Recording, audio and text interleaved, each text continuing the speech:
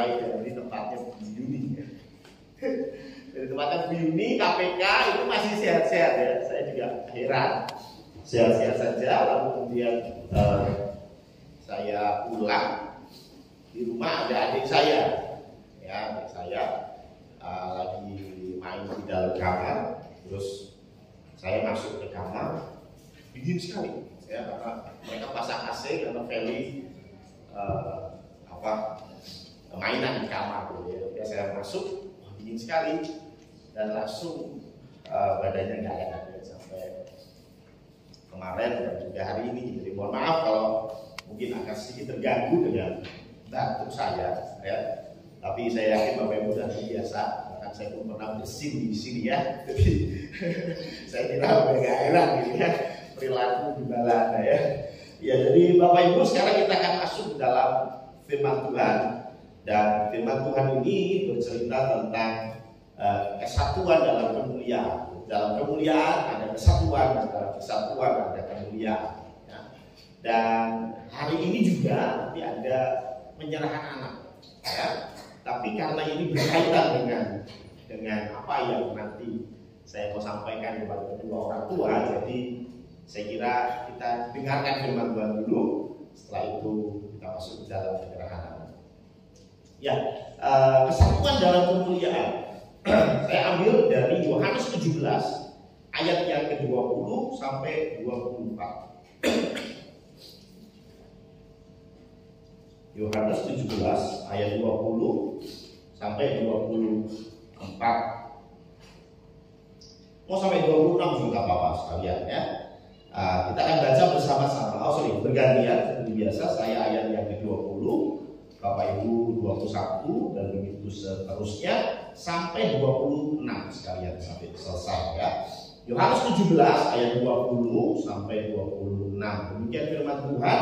Dan bukan untuk mereka ini saja aku berdoa, tapi juga untuk orang-orang yang percaya kepadaku oleh pemberitaan mereka, supaya mereka semua menjadi satu, sama seperti Engkau ya Bapa di dalam aku dan aku di dalam Engkau, agar mereka juga di dalam kita, supaya dunia percaya bahwa Engkau yang telah mengutus aku. Dan aku telah memberikan kepada mereka kemuliaan yang diberikan kepadaku, supaya mereka menjadi satu, sama seperti kita adalah satu. Aku di dalam mereka dan juga mereka di dalam aku, supaya mereka sempurna menjadi satu, agar dunia tahu bahwa Engkau yang telah mengutus aku, dan bahwa Engkau mengasihi mereka sama seperti Engkau mengasihi aku. Ya Bapa, aku mau supaya dimanapun aku berada, mereka juga berada bersama-sama dengan aku. Mereka yang telah Kau berikan kepadaku, agar mereka memandang kemuliaanku yang telah Kau berikan kepadaku. Sebab Engkau telah mengasihi aku sebelum dunia dijadikan. Ya Bapa yang adil, memang dunia tidak mengenal Engkau, tetapi aku mengenal Engkau, dan mereka ini tahu bahwa Engkau yang telah mengutus aku. Dan aku telah memberitahukan namamu kepada mereka, dan aku akan memberitahukannya, supaya kasih yang Kau berikan kepadaku ada di dalam mereka, dan aku di dalam mereka. Amin. Ya. Pembacaan ini adalah sepenggal dari doa Tuhan Yesus pada murid-muridnya. Ini mulai dari ayat yang pertama ya. Doa Yesus untuk murid-muridnya. Sangat panjang ya. Tetapi saya mengambil perikop yang ke-20 sampai 26 saja ya. Dan kalau kita bicara tentang ayat 20 dulu, dikatakan bahwa Tuhan Yesus berdoa, dari aku di sini Yesus ya. Aku berdoa supaya aku berdoa untuk orang-orang yang percaya kepadaku oleh pemberitaan mereka. Jadi Tuhan Yesus berdoa ini bukan hanya untuk ke-12 murid yang ada di depannya, tetapi untuk orang-orang yang percaya kepada Kristus karena pemberitaan murid-murid. Dan saya yakin kita bagian dari itu. Ya, mungkin kita nggak langsung diinjili oleh Petrus, nggak langsung diinjili oleh Markus, iya, tetapi dari mereka lah kemudian sampai berita itu kepada kita. Dan kita sekarang menjadi percaya karena pemberitaan murid-murid Kristus. Jadi doa ini juga buat kita, maksudnya begitu ya. Nah, doanya apa? Yang 21 dikatakan bahwa supaya mereka semua menjadi satu. Sama seperti engkau ya Bapa di dalam aku dan aku di dalam engkau. Bapa di dalam Kristus, Kristus di dalam Bapa, gitu ya. Agar mereka juga di dalam kita, supaya kita semua berada di dalam Yesus dan Bapa, gitu ya. Agar supaya dunia percaya bahwa engkaulah yang telah mengutus aku. Beberapa orang mentafsirkan ini menjadi sebuah doktrin di mana Yesus itu Allah. Dikatakan bahwa Bapa di dalam aku di dalam engkau. Bapa di dalam Yesus, Yesus di dalam Bapa. Sehingga kesimpulannya Bapa dan Yesus satu. Itulah mengapa Yesus disebut sebagai Allah.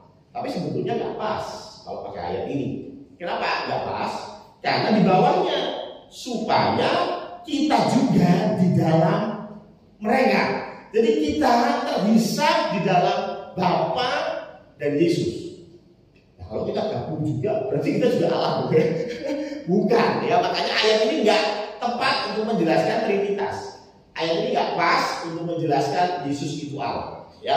Tetapi ini sedang menjelaskan sesuatu yang jauh lebih penting, sebetulnya, yaitu bicara tentang goalnya, tujuannya. Saya mau tanya, dalam hidup ini Bapak Ibu punya tujuan, Bang? Pasti ya.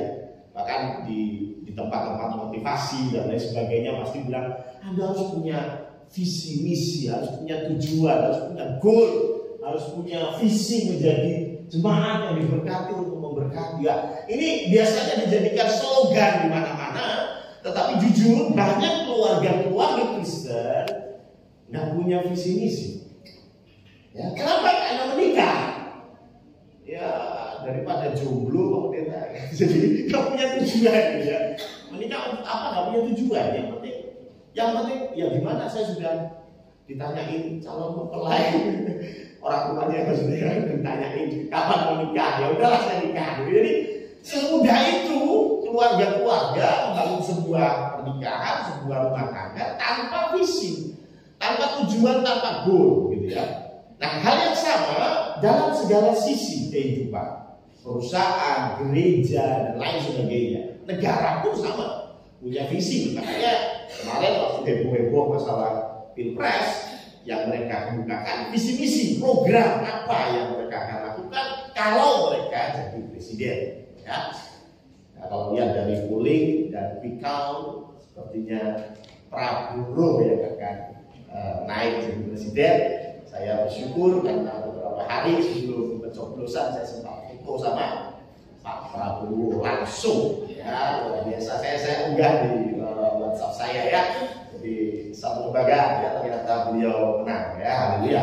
Ya, saya pikir semua yang menang tetap haleluya, amin. Ya, siapapun yang menang, dan saya bersyukur sekali karena kondisi sejauh ini kondusif, aman, dan itu yang kita harapkan. Nah, kembali ke konteks visi misi.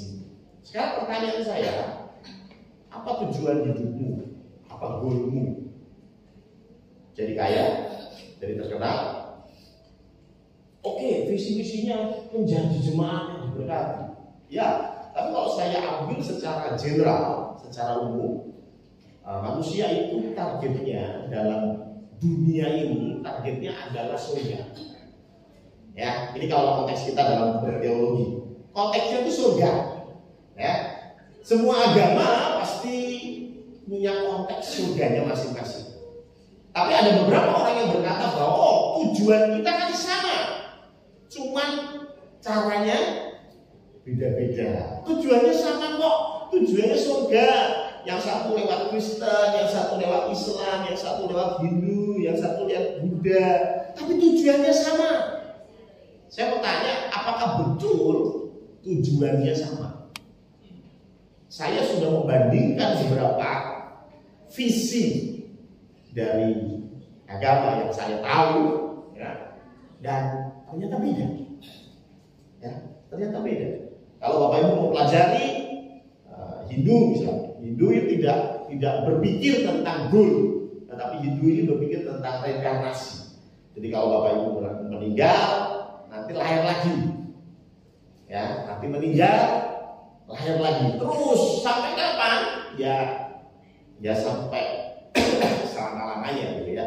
Karena Hindu itu punya konsep tentang restart, ya restart. Jadi dunia ini nanti akan ada restartnya. Makanya mereka percaya ada dewa pencipta, ada dewa pemelihara, dan jangan lupa ada dewa pemusnah atau dewa Siwa. Ya, masih ingat ya? Jadi dewa Siwa ini yang memusnahkan. Kenapa memusnahkan? Karena semua ini satu circle, satu lingkaran. Setelah dimusnahkan, diciptakan kembali, ya dipelihara, terus dimusnahkan lagi, terus begitu ya, sampai ya selamanya. Makanya ada beberapa pandangan bahwa perang Ramayana, Ramayana itu perang Pandawa ini. Nah ini sebetulnya adalah perang berteknologi tinggi. Ya, bagaimana satu panah dari Arjuna bisa menghancurkan ribuan musuh. Nah, ini ada yang kemudian mentafsirkan secara bebas, ini sebetulnya roket, ya, roket yang diluncurkan dan menghabisi ribuan musuh. Ya. Jadi dulu itu sebetulnya peradaban kita sudah maju, tetapi sekali lagi semua berputar. Setelah itu hancur, balik lagi, ya toh, hidup di gua, kemudian berkembang lagi, nanti hancur lagi, balik lagi, dan seterusnya. Ini konsep hidup, ya. Konsep Buddha beda lagi. Konsep Buddha ketika kita mati, kita kan reinkarnasi terus, tapi ada goalnya. Goalnya apa? Sampai moksa, sampai kembali kepada Sang Hyang, ya toh. Ini yang diharapkan atau biasa disebut sebagai Buddha. Buddha itu terserahkan, ya. Jadi kalau berbuat baik akan lahir lagi dengan kondisi yang lebih baik, kondisi yang lebih baik, kondisi yang lebih baik, sampai at the end dia akan menjadi Buddha. Jadi Buddha itu nggak cuma Siddhartha Gautama, Buddha itu ada banyak. Orang yang sudah terserahkan disebut sebagai Buddha, dan ketika jadi Buddha dia tidak lagi reinkarnasi. Ini konsepnya udah beda kan dengan kita? Beda, ya, beda dengan kita. Muslim, oke, dikatakan Muslim, ya mirip-mirip lah, oke. Tapi itu pun beda, ya. Kalau Bapak Ibu mau pelajari tentang apa yang menjadi doktrin surga bagi mereka, itu berbeda dengan surga di kita. Mereka berpikir bahwa di surga ada semuanya ada. Apa yang kau mau, apa yang kau pikirkan, baru mikir Allah sudah sediakan. Hebat ya, baru mikir pengen jus jeruk langsung, gitu ya. Ini konsep surga bagi teman-teman kita Muslim. Bagaimana dengan konsep surga kita? Kalau kita mau jujur, sebetulnya nggak ada konsep surga. Yang firman Tuhan bilang di dalam kitab Wahyu 21, 22, ada bumi yang baru dan ada langit yang baru. Itu bukan surga. Surga itu terjemahan aslinya syama'in, artinya adalah langit. Dari Bapa kami yang ada di surga, sebetulnya kalau terjemahan literalnya, Bapa kami yang ada di langit. Di langit di mana? Ya di langit, gitu ya. Kita nggak tahu di langit, bertahta di surga, bertahta di langit. Gitu. Ya bisa dicek di dalam bahasa asli. Jadi apa yang dijanjikan di dalam Kristenan adalah bumi yang baru dan langit yang baru. Karena bumi yang kita pijak sekarang akan hancur. Dan di bumi yang baru dan langit yang baru, disitulah Allah bertahta. Kita tinggal bersama dengan Allah di situ. Tapi nggak seperti konsep surga di dalam Muslim. Di sana kita nggak ongkang-ongkang lagi. Enggak. Nanti kita akan pelajari itu. Tetapi intinya, kadang kita berpikir visinya sama. Semuanya menuju ke satu tempat. Sebetulnya tidak. Setiap pandangan agama itu punya tujuan masing-masing. Itu tujuannya, ya. Termasuk di dalam kekristenan. Tujuannya, mohon maaf, sebetulnya bukan surga. Tujuannya adalah di mana aku berada, engkau berada. Itu tujuannya. Tujuannya gimana Bapa berada, kita sebagai anak-anaknya berada. Itu tujuannya. Mau di tempat seperti apapun, selama itu ada Bapa, itu adalah surga. Amin. Surga bukan bicara tentang tempat yang indah dan lantai dari emas. Enggak. Surga bicara tentang ada Bapa di situ. Itu bicara surga. Makanya ketika Musa ketemu dengan Allah di Gunung Sinai, Allah bilang apa? Lepaskan ke surga. Karena tempat ini kudus. Bukan karena tanahnya kudus, bukan. Tapi karena ada Bapa di situ, ada Allah di situ, sehingga tempat itu menjadi kudus. Gitu ya. Gereja ini pun saya yakin hari ini, detik ini, tempatnya kudus. Kenapa? 2-3 orang berkumpul dalam namaku, Yesus hadir. Jadi saya terlalu yakin pagi hari ini gereja ini kudus. Kenapa? Ada Yesus. Tapi nanti siang mungkin ada yang main kesini, kotor-kotor, ya anak-anak CKK, Melayu ini, atau ngumpain teh gelas. Atau kudus? Ya enggak, karena bukan tempatnya yang kita kuduskan, tapi Bapa. Kalau Bapaknya sudah nggak ada, ya nggak akan kuduskan. Makanya ketika Yarob berdosa, dia minta kepada Tuhan, jangan tarik rohmu dari hadapan. Jangan ambil rohmu. Kenapa? Daud tahu yang bikin dia sukses, yang bikin dia maju, yang bikin dia berkenan, itu roh Allah. Kalau roh Allah diambil dari dia, selesai. Makanya dia nggak berpikir tentang, oh Tuhan tolong kerajaanku tetap, tolong saya jangan dilengsarkan jadi dari raja, walaupun anak-anaknya ada yang kudeta, tolong saya tetap jadi raja. Ya, Daud hanya berdoa, jangan ambil rohmu daripada. Karena keberadaan Allah, disitulah ada surga. Ini konsep kita. Karena itu kalau kita bicara ayat 21 tadi, sama seperti engkau ya Bapa di dalam aku dan aku di dalam engkau. Yesus di dalam Bapa, Bapa di dalam Yesus. Ini pas dengan satu ayat yang bicara di Yohanes 14 ayat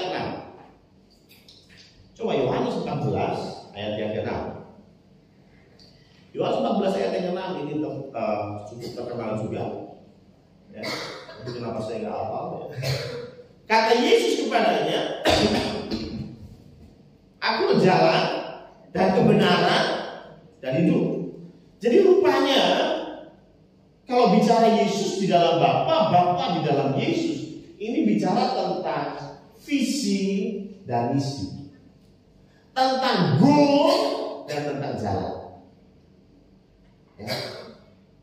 Bukannya saya jualan kecap, tapi saya sudah sedikit banyak membandingkan beberapa pandangan teologi.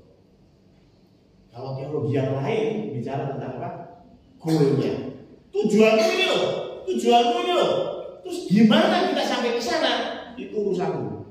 Anda mau pakai cara apapun, yang penting tujuannya ini loh. Makanya dikatakan para motivator yang penting kita punya tujuan. Ya betul kita punya tujuan, kita mau ke sana. Kan problemnya bagaimana kita ke sana? Ya cari sendiri dong, jalannya cari sendiri dong. Silakan. Tapi di dalam konteks kekristenan, Yesus bilang, akulah jalan. Dan aku yang jalan itu bersatu dengan tujuan. Dan tujuan itu bersatu dengan jalan. Jadi kalau kita berjalan di dalam konteks Yesus jalannya, maka tujuan kita jelas, yaitu Bapa. Maka itu bilang apa? Tidak ada seorang pun yang datang kepada Bapa kecuali melalui aku. Akulah jalan. Jadi bicara tentang kesatuan Bapa dengan Yesus dalam konteks Yohanes 17, ini bicara tentang Bapa adalah tujuan, kita di jalan, Yesus di jalan. Maka dari itu kalau kita diajak join, makanya dikatakan di ayat yang ke-21 tadi, supaya agar mereka juga di dalam kita, ya. Sama seperti engkau ya Bapa di dalam aku dan aku di dalam engkau, agar mereka semua, agar kita semua di dalam kita. Jadi ada tujuan, ada jalan, dan kita yang berjalan di situ. Konteks ini adalah konteks keselamatan. Kita nggak bisa sampai kepada Bapa kalau kita tidak percaya kepada Yesus. Betul? Kalau kita percaya kepada Yesus, maka kita tersedot di dalam janji-janji Allah. Kita bagian dari kesatuan ini. Nanti ya. Ini yang Tuhan Yesus bicarakan. Ini yang saya juga mau bicarakan kepada kedua orang tua. Bagaimana seorang anak kita serahkan di hadapan Tuhan. Supaya apa? Supaya anak ini bisa berjalan di jalan yang benar. Bagaimana caranya? Kesatuan. Apa itu kesatuan? Ada yang ngajarin. Anda pernah nonton Tarzan nggak? Tarzan pernah ya? Tarzan pernah ya? Ya, Tarzannya Benyamin S. Coba dulu banget ya. Atau Tarzan yang teknologi sekarang, tetapi intinya ya memang itu sudah tidak relevan, tetapi paling tidak kita bisa membayangkan bagaimana seseorang yang tinggal tanpa kesatuan, sendirian, nggak ada yang ngajarin ngomong. Kira-kira bisa ngomong orang? Orang iso. Kalau saya masih ingat, Tarzan itu bahkan berperilaku seperti monyet, gorila monyet lah, ya toh? Kenapa? Karena yang membesarkan dia itu, ceritanya. Artinya apa loh? Anak yang dititipkan kepada keluarga Pak Isa ini harus dididik untuk bisa berjalan di jalan Yesus, untuk bisa percaya kepada Yesus sehingga dia punya jalan yang tepat menuju goalnya dia, yaitu Bapa. Kalau nggak ada yang ngajarin, itu fungsi penting dari penyerahan anak. Kita mau anak ini terhisap di dalam janji-janji Allah melalui apa? Pendidikan yang diberikan oleh orang tua. Jadi ketika kita menyerahkan anak, ini komitmen bagi orang tua, bukan bagi anak. Anak nggak ngerti apa-apa. Ini komitmen bagi orang tua. Hei, aku sudah berikan kamu berkah, yaitu anak. Karena itu bawalah dia mengenal Yesus. Caranya gimana? Didik. Caranya gimana? Antar ke JKK. Betul, guru-guru JKK. Ya. Jumat kemarin saya juga bicara tentang bagaimana kita harus mendidik anak-anak sedini mungkin supaya mereka nggak melenceng dari jalannya. Silakan. Ini komitmen dari orang tua. Guru-guru JKK memfasilitasinya. Tetapi maaf, sing ngeterkenang gereja sapa? Bapak Ibu ini. Ya, gak mungkin balik jemputi satu-satu. Apalagi kalau sudah dijemput, mamanya tidak kooperatif. Maaf, mau les, mau belajar matematika, mau belajar fisika dan lain sebagainya. Tidak ada dukungan dari orang tua. Anak-anak remaja misalnya, mungkin pada waktu ini remaja, nggak perlu diantar jemput. Setuju, anak remaja bisa berangkat sendiri. Tapi support dari orang tua itu penting. Ya. Support dari orang tua itu penting. Ya. Sasa, ayo ke gereja hari Minggu. Pengennya Sasa sih, bubuk. Pengennya Sasa, main. Car Free Day mah hari Minggu di Simpang 5 tuh, wah ramai teman-teman gue datang semua, gitu ya. Loh, itu hal yang normal. Tetapi bagaimana orang tua mengarahkan kepada jalan yang tepat? Gak apa-apa, kamu Minggu Car Free Day, tapi sore datang ya. Nah, ini kan salah satu bentuk bagaimana kita membawa anak-anak kita kepada jalan yang benar.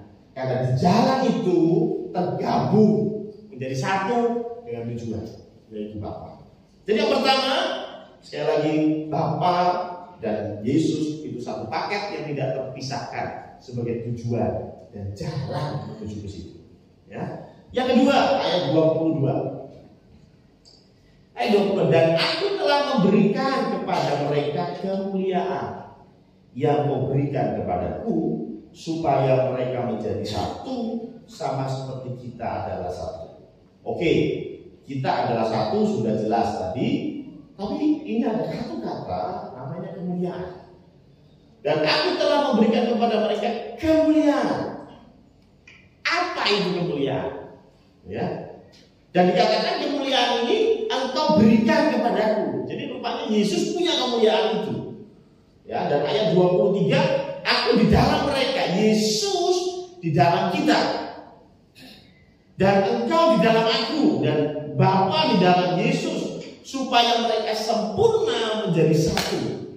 Agar dunia tahu bahwa engkau yang telah mengutus aku dan bahwa engkau mengasihi mereka sama seperti engkau mengasihi aku. Sekali lagi, apa yang dimaksud dengan kemuliaan? Dengan ciri-ciri yang tadi kita baca. Roma 3 ayat 23. Roma 3 ayat 23 berkata bahwa karena semua orang telah berbuat dosa dan telah kehilangan. Nah ini. Jadi sebetulnya dulu kita diciptakan dengan kemuliaan Allah. Adam dan Hawa itu diciptakan dengan kemuliaan Allah. Cuman problemnya saat ini kita sudah kehilangan kemuliaan. Tetapi janji Tuhan bahwa Tuhan akan berikan kemuliaan itu. Itu artinya apa sih? Artinya Tuhan bicara bahwa kita ini mau dipulihkan. Kita ini mau dikembalikan ke dalam konteks rancangan Allah yang semula. Jadi Allah itu bukan Allah yang gagal. Ketika kita yang gagal, ya Tuhan akan kembalikan ke rancangan Dia yang semula. Kenapa? Karena rancangan Dia itu rancangan yang sempurna. Gak mungkin berubah rancangannya. Kita yang berubah. Jalannya itu ini. Kita melenceng ke kanan, melenceng ke kiri, bukan jalannya yang digeser, tetapi kitanya yang dibawa rancangan yang tepat. Ini bicara tentang kemuliaan. Kita sudah kehilangan kemuliaan, dan Tuhan janjikan kemuliaan. Kita mau di-reset lagi, kita mau dikembalikan lagi di dalam konteks manusia yang tidak berdosa. Adam dan Hawa sebelum jatuh ke dalam dosa. Itulah mengapa Yesus bilang bahwa aku datang untuk menebus dosa umat manusia. Karena masalah terbesarnya adalah dosa. Kalau dosa dibereskan, kita akan memperoleh kemuliaan. Kalau kita berjalan di dalam jalan yang namanya Yesus, kalau Yesus sudah berjalan, maka kita akan memperoleh keselamatan. Dosa kita akan ditebus dan kemuliaan itu akan kembali kita dapatkan.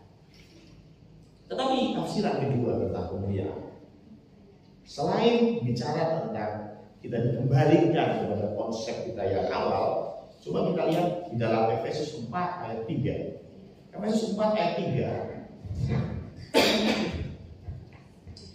Efesus 4 ayat 3 berkata, dan berusaha memelihara kesatuan roh oleh ikatan damai sejahtera. 1 Korintus 6 ayat 17. Tetapi siapa yang mengikatkan dirinya kepada Tuhan menjadi satu roh dengan Dia. 1 Korintus 12 ayat 4.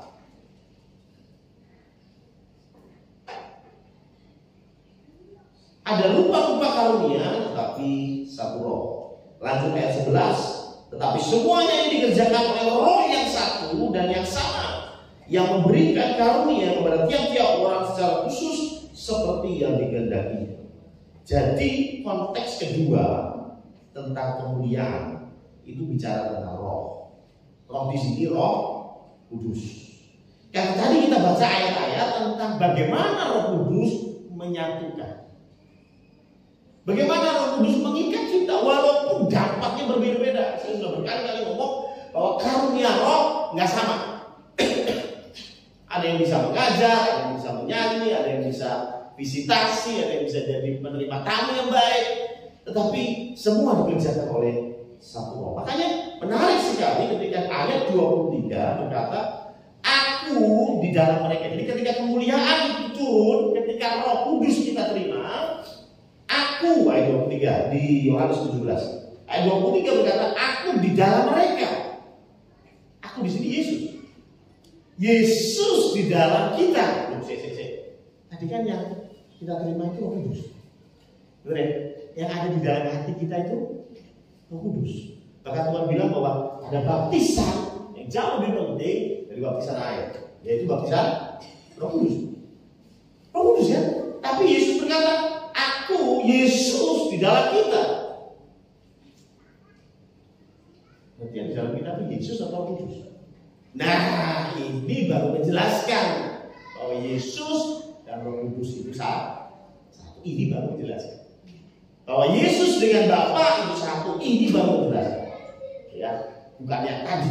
Tetapi ini yang menjelaskan bagaimana Roh Kudus dan Yesus itu satu, ya.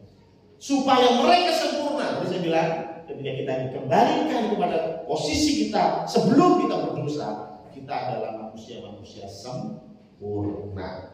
Agar dunia tahu bahwa engkau telah mengutus aku. Nah, kalau saya bahasa selanjutnya, menarik. Bahwa engkau mengasihi mereka sama seperti engkau mengasihi aku. Ya Bapa, aku mau supaya dimanapun aku berada, mereka juga berada bersama-sama dengan aku. Mereka yang telah kau berikan kepadaku, agar mereka memandang kemuliaanku yang telah engkau berikan kepadaku, sebab engkau telah mengasihi aku sebelum dunia dijadikan. Ya Bapa yang adil, memang dunia tidak mengenal engkau, tetapi aku mengenal engkau, dan mereka ingin tahu bahwa engkau yang telah mengutus aku, dan aku telah memberitahukan namamu kepada mereka, dan aku akan memberitahukannya, supaya kasih yang kau berikan kepadaku ada di dalam mereka, dan aku di dalam mereka. Berapa kali kata yang saya tekan adalah kasih.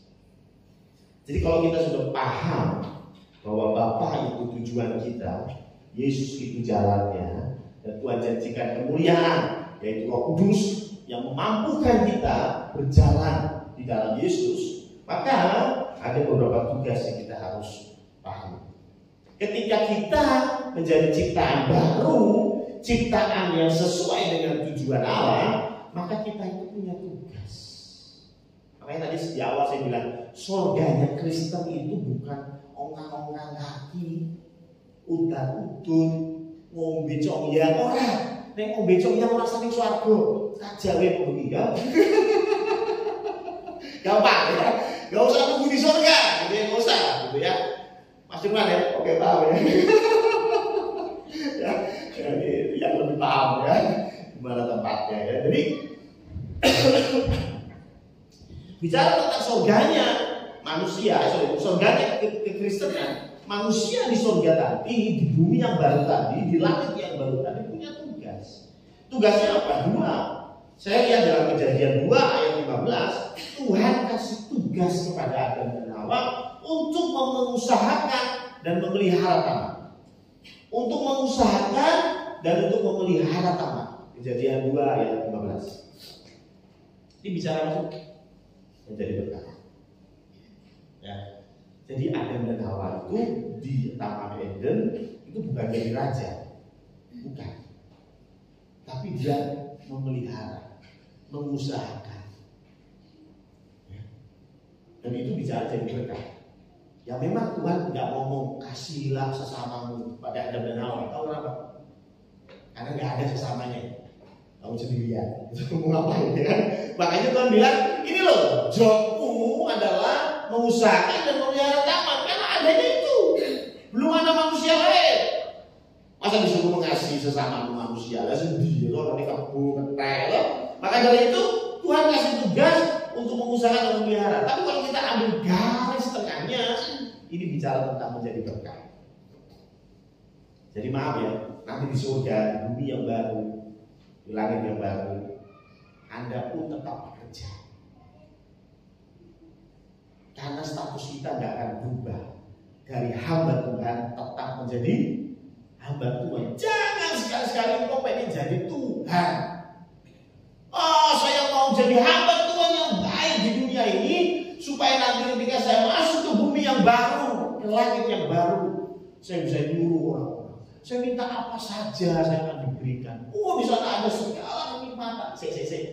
Kamu tuh pengen jadi Tuhan. Ya? Kalau pengen jadi Tuhan, apa bedanya dengan Adam dan Hawa yang mengambil buah pengetahuan yang baik dan jahat? Mereka pun diiming-imingi. Oh, kalau kamu makan buah ini, engkau akan menjadi seperti Allah. Jadi kalau kita berpikir bahwa bumi yang baru, langit yang baru, semuanya enak. Iya memang, Tuhan bilang gak akan ada lagi air mata. Amin.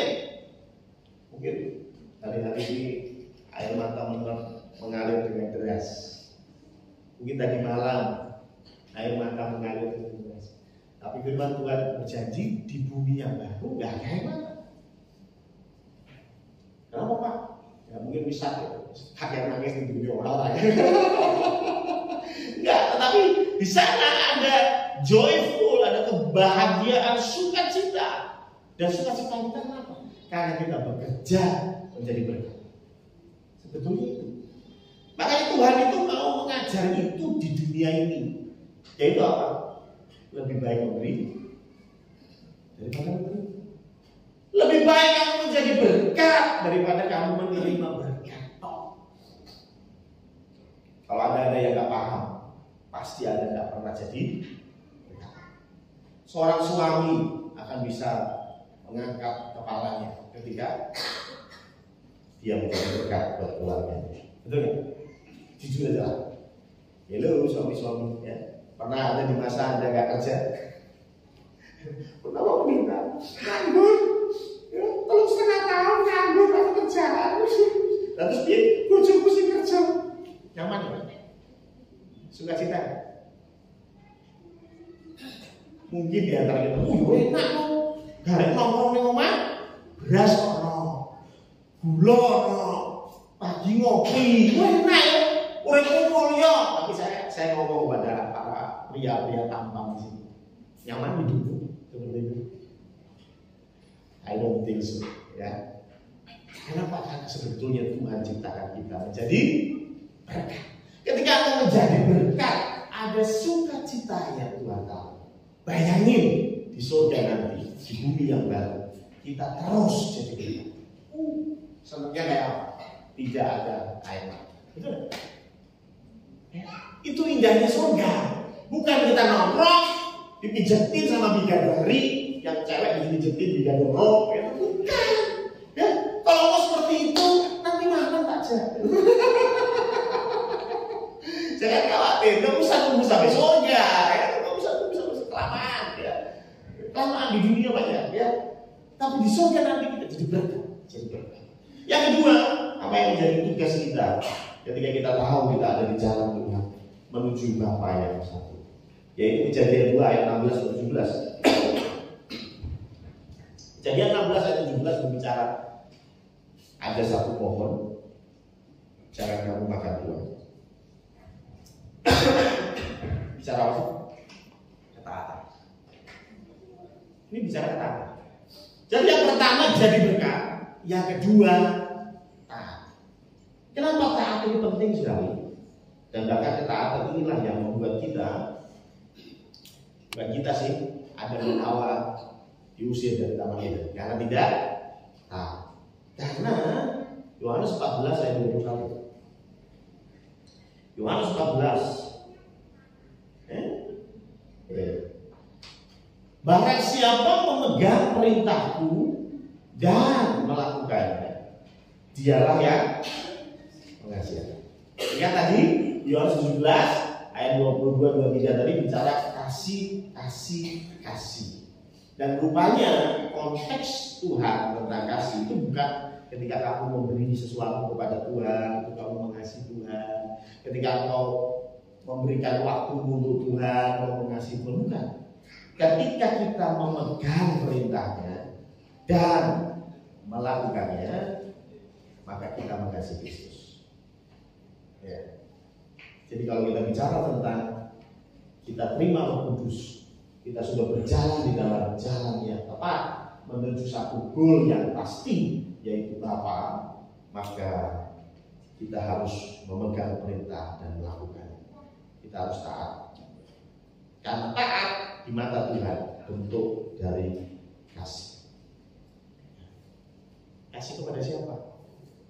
Matius 22 ayat 37 sampai 40 berkata, kasihlah Tuhan Allahmu dengan segenap hatimu, dengan segenap kekuatanmu, dengan segenap kalbumu. Tapi jangan lupa kasihlah sesama. Jadi kasihlah yang menjadi kesimpulan. Kalau kita menerima Roh Kudus, kita menerima kemuliaan, dan karena kesatuan kita ada di jalan yang tepat menuju Bapa, maka yang kelihatan adalah kasih. Kasih kepada sesama dan kasih kepada Allah. Itu yang terlihat. Dan itulah mengapa kita bangga naruh yang namanya salib. Karena salib itu dua. Yang horizontal itu bicara mengasihi sesama. Yang vertikal bicara mengasihi Bapa.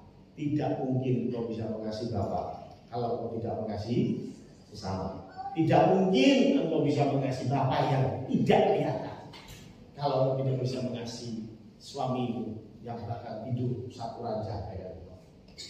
Tidak mungkin engkau bisa mengasihi Allah Bapa yang tidak kelihatan kalau engkau tidak bisa mengasihi teman yang saat ini sedang hidup berdua dalam gereja. Kasih itu yang harus kita tunjukkan. Kita jadi berkat. Itu pun bentuk dari kasih. Amin. Tuhan memberkati. Saya undang Pak Elisa dan juga Ibu bersama sang buah hati yang mau diserahkan kepada Tuhan.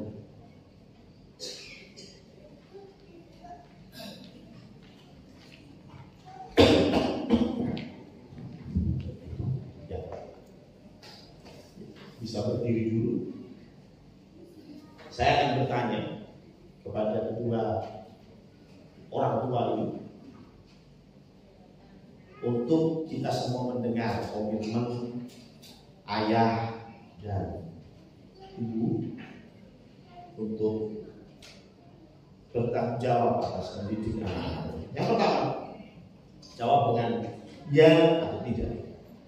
Apakah Anda berdua berkomitmen untuk membawa anak-anakmu kepada Tuhan dan mengenalkannya dengan pengenalan yang tepat kepada firman Allah? Jawaban Anda.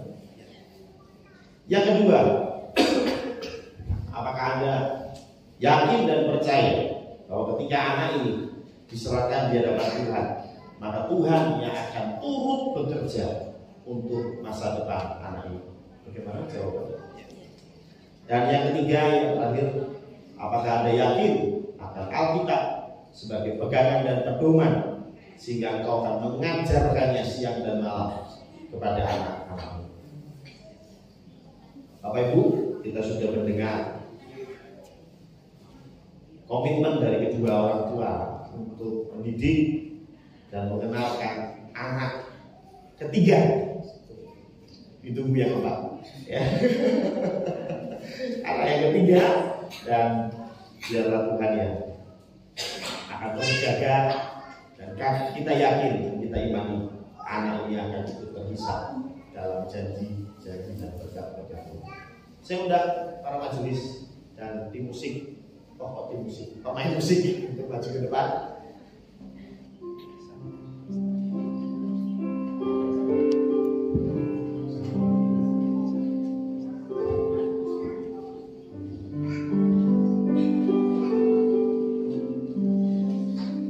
Kita semua akan berdoa di hadapan Tuhan. Kita akan nyanyikan satu pujian, karena kita tahu bahwa kita ditebus oleh darah Kristus. Ini juga Carolina juga akan ditebus oleh darah Kristus. Dan karena itu Carolina akan diselamatkan dan terhisap dengan janji-janji dan berkat-berkat Tuhan. Sucikan dari dosa, lepaskan segala susah, darahnya tebus saya, darahnya aman kuasa.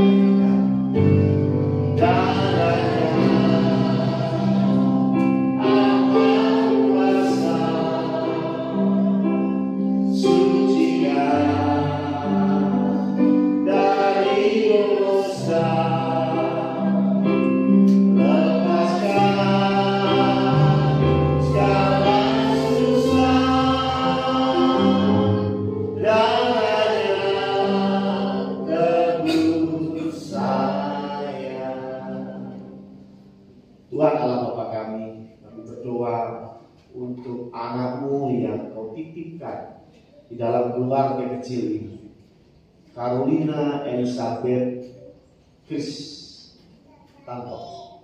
Tuhan, kami tahu masa depan anak ini tentunya tidak semuanya baik-baik saja.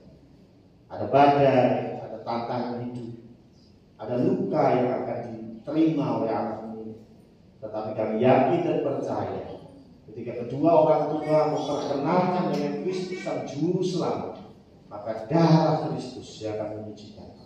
Kami yakin dan percaya segala kutuk, segala dosa-dosa yang ada, Engkau yang akan hilangkan semua. Karena darah jauh lebih kuat, jauh lebih perkasa. Kami yakin dan percaya Tuhan, Engkau juga yang akan urapi kedua orang tua ini.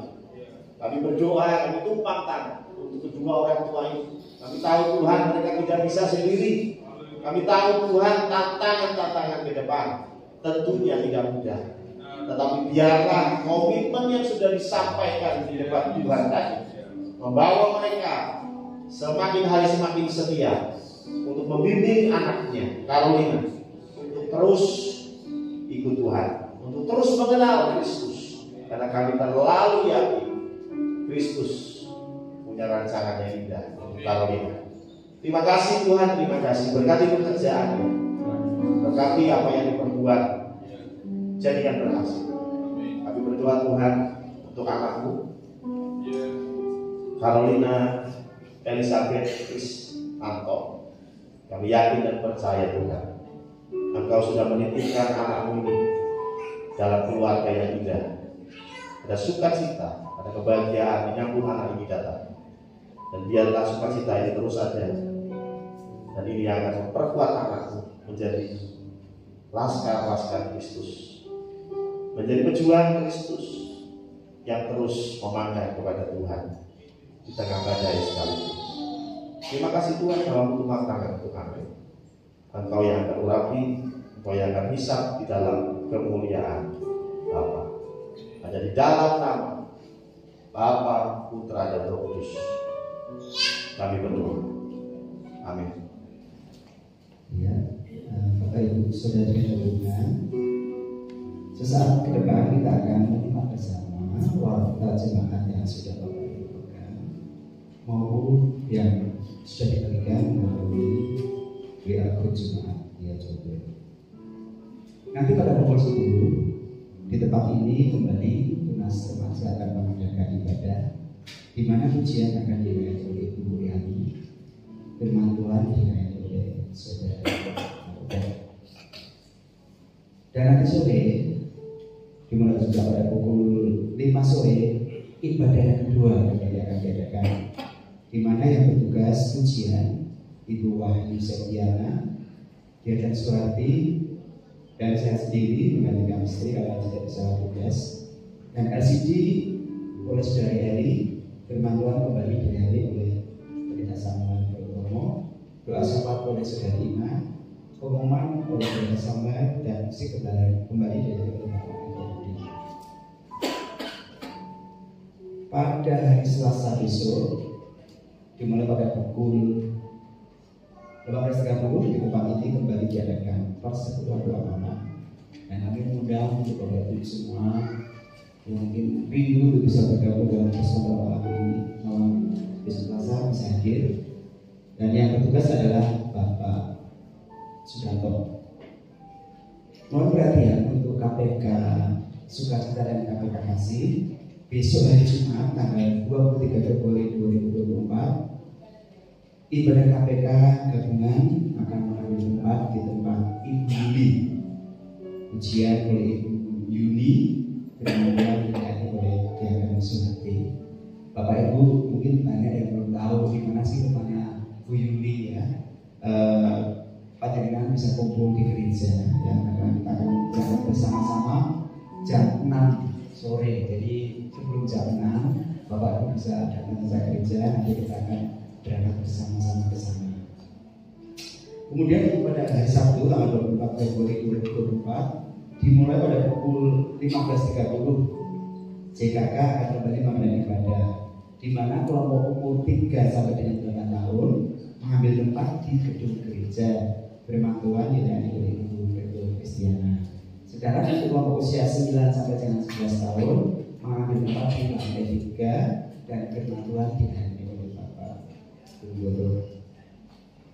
Untuk laporan keuangan, laporan cash flow tahap ketiga sampai dengan tanggal 17 Februari terkumpul sebesar Rp15.428.485 dan persepuluhan sampai dengan tanggal 11 Februari terkumpul sebesar Rp6.295.000. Untuk kuartal khusus telah dibuka pendaftaran murid baru Alfa tahun ajaran 2024-2025 dengan persyaratan anak usia 3 sampai 4 tahun, melampirkan fotokopi akta kelahiran, fotokopi kartu keluarga, fotokopi kartu orang tua, dan fotokopi kartu sehat, juga melampirkan paspor dan KTP sebanyak 4 lembar. Bagi bapak ibu saudara yang memiliki putra putri atau kerabat yang berusia 3 sampai 4 tahun dan ingin mendaftarkan diri, bisa langsung menghubungi dengan pimpinan di nomor HP tertera. Perhatian juga untuk katekisasi baptisan air hari ini kembali akan dimulai nanti pada pukul 12 siang di Pastori. Demikian beberapa pokok warta yang dengan perhatian kita semua. Kiranya Tuhan memberkati. Kita berdoa. Ada satu pengumuman yang saya mau sampaikan. Yang pertama, terima kasih banyak untuk Bapak Ibu, adik-adik yang sudah mendoakan saya di dalam konteks tanggal 24 Februari. Saya bersyukur dengan komunitas yang mendukung dan mensupport saya. Yang kedua, saya juga izin karena nanti malam saya akan bertolak ke Solo, dan dari Solo saya akan lanjut ke Surabaya. Dari Surabaya saya juga akan lanjut ke Manado. Dari Manado masih lanjut lagi ke Motoling, yang mungkin sampai di Motoling besok sore. Untuk membahas hubungan kami, ya, jadi itu yang saya sampaikan, dan pamit dulu. Saya kira itu untuk tambahan pengumuman. Mari kita bagi berdiri, kita akan masuk dalam doa.